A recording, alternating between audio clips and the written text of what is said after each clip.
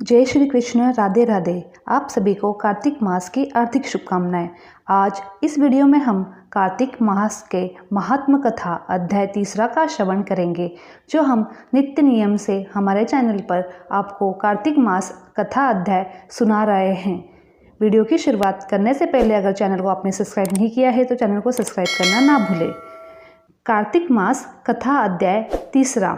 सत्यभामा ने कहा, हे प्रभु, आप तो सभी काल में व्यापक है और सभी काल में आपके आगे एक समान है। फिर यह कार्तिक मास ही सभी मासों में श्रेष्ठ क्यों है? आप सब तिथियों में एकादशी और सभी मासों में कार्तिक मास को ही अपना प्रिय क्यों कहते हैं? इसका कारण बताइए। भगवान श्री कृष्ण ने कहा, हे भामिनी, तुमने बहुत अच्छा प्रश्न किया है। मैं तुम्हें इसका उत्तर देता हूँ, ध्यानपूर्वक सुनो। इसी प्रकार एक बार महाराज बेन के पुत्र राजा पृथ्वी ने प्रश्न के उत्तर में देवर्षि नारद से प्रश्न किया था, और जिसका उत्तर देते हुए नारद जी ने उसे कार्तिक मास की महिमा बताते हुए कहा, हे राजन, एक समय शंख नाम का एक राक्षस बहुत बलवान एवं अत्याचारी हो गया था। उसके अत्याचारों से तीनों लोक में त्राही त्राही मच गई थी। उस शंखासुर ने स्वर्ग में निवास करने वाले देवताओं पर विजय प्राप्त कर इंद्रादि देवताओं पर लोकपालों के अधिकारों को छीन लिया। उससे भयभीत होकर समस्त देवता अपने परिवार के सदस्यों के साथ सुमेरु पर्वत की गुफाओं में बहुत दिनों तक छिपे रहे। तत्पश्चात वे निश्चित होकर सुमेर पर्वत की गुफाओं में रहने लगे। उधर जब शंखासुर को इस बात का पता चला कि देवता आनंदपूर्वक सुमेर पर्वत की गुफाओं में निवास कर रहे हैं, तो उसने सोचा कि ऐसी कोई दिव्य शक्ति अवश्य है जिसके प्रभाव से अधिकारहीन यह देवता अभी भी बलवान है। सोचते सोचते वह इस निर्णय पर पहुंचा कि वेद मंत्रों के बल के कारण ही देवता बलवान हो रहे हैं। यदि इनसे वेद छीन लिए जाए तो वे बलहीन हो जाएंगे। ऐसा विचार कर शंखासुर ब्रह्मा जी के सत्यलोक से शीघ्र ही वेदों को हर लाया।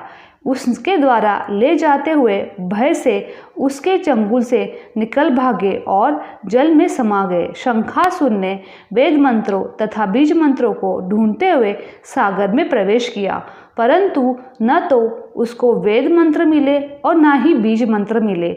जब शंखासुर सागर से निराश होकर वापस लौटा तो उस समय ब्रह्मा जी पूजा की सामग्री लेकर सभी देवताओं के साथ भगवान विष्णु की शरण में पहुँचे और भगवान को गहरी निद्रा से जगाने के लिए गाने बजाने लगे और धूप दीप गंध बारंबार उनका पूजन करने लगे।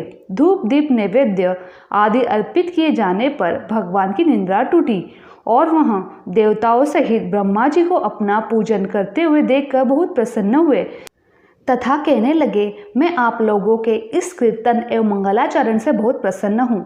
आप अपना अभिष्ट वरदान मांगिए, मैं अवश्य प्रदान करूँगा। जो मनुष्य अश्विन शुक्ल की एकादशी से देवउठनी एकादशी तक ब्रह्म मुहूर्त में उठकर मेरी पूजा करेंगे, उन्हें तुम्हारी भांति मेरे प्रसन्न होने के कारण सुख की प्राप्ति होगी। आप लोग जो अर्ध आचमन और जल आदि सामग्री मेरे लिए लाए हैं, वे अनंत गुणों वाली होकर आपका कल्याण करेगी। शंखासुर द्वारा हरे गए संपूर्ण वेद जल में स्थित है। मैं सागर पुत्र शंखासुर का वध कर उन वेदों को अभी ला देता हूँ। आज से मंत्र बीज और वेदों सहित मैं प्रतिवर्ष कार्तिक मास में जल में विश्राम किया करूँगा। अब मैं मत्स्य का रूप धारण करके जल में जाता हूँ। तुम सब देवता भी मुनीश्वरों सहित मेरे साथ जल में आओ।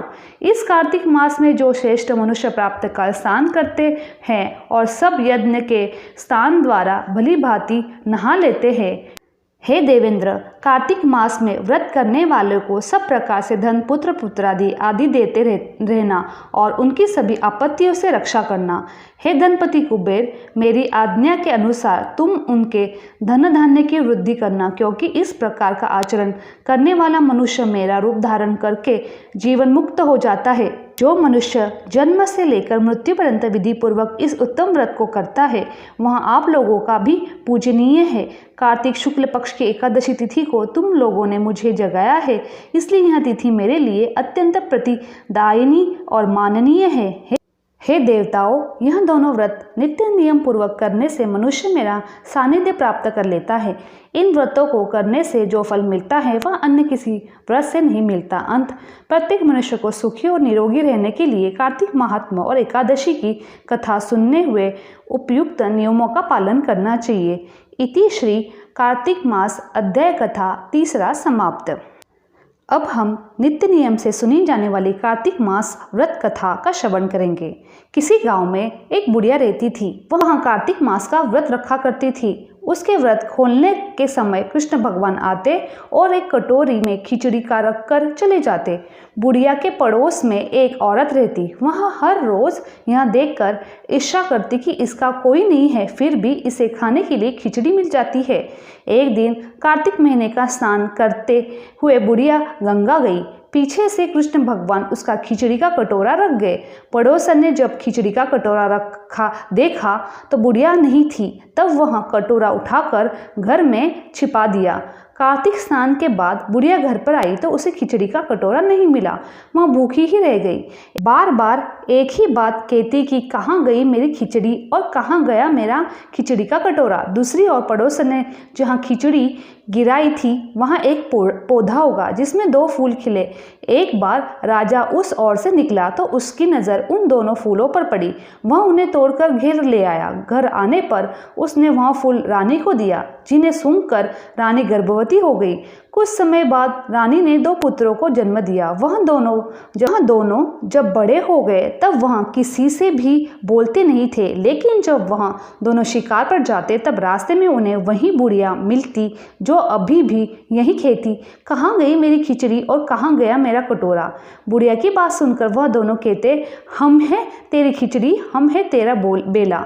हर बार जब भी वह शिकार जाते तो बुढ़िया की यही बात कहती और वह दोनों यही उत्तर देते। एक बार राजा के कानों में यह बात पड़ गई। उसे आश्चर्य हुआ कि दोनों लड़के किसी से नहीं बोलते, तब यह बुढ़िया से कैसे बात करते हैं। राजा ने बुढ़िया माई को राजमहल में बुलाया और कहा कि हमसे तो किसी ने ये दोनों बात नहीं करते, तुमसे यह कैसे बोलते हैं। बुढ़िया ने कहा, महाराज मुझे नहीं पता कि ये कैसे मुझसे बोलते हैं। मैं तो कार्तिक का व्रत करती थी और कृष्ण भगवान मुझे खिचड़ी का बेला भरकर दे जाते थे। एक दिन मैं स्नान करने वापस आई तो मुझे खिचड़ी नहीं मिली। जब मैं कहने लगी कि कहाँ गई मेरी खिचड़ी, कहाँ गया मेरा बेला, तब इन दोनों लड़कों ने कहा कि तुम्हारी पड़ोसन ने तुम्हारी खिचड़ी फेंक दी थी और उसके 2 फूल बन गए थे। वह फूल राजा तोड़कर ले गया और रानी ने सूंघा तो हम दोनों लड़कों ने जन्म लिया। हमें भगवान ने ही तुम्हारे पास भेजा है। सारी बात सुनकर राजा ने बुढ़िया को महल में ही रहने को कहा। हे कार्तिक महाराज, जैसा आपने बुढ़िया की बात सुनी वैसे ही आपका व्रत करने वालों की सभी की बात सुनना। मेरी वीडियो आप लोगों को अच्छी लगी तो चैनल को लाइक, शेयर और सब्सक्राइब करना ना भूलें। आप सभी का धन्यवाद।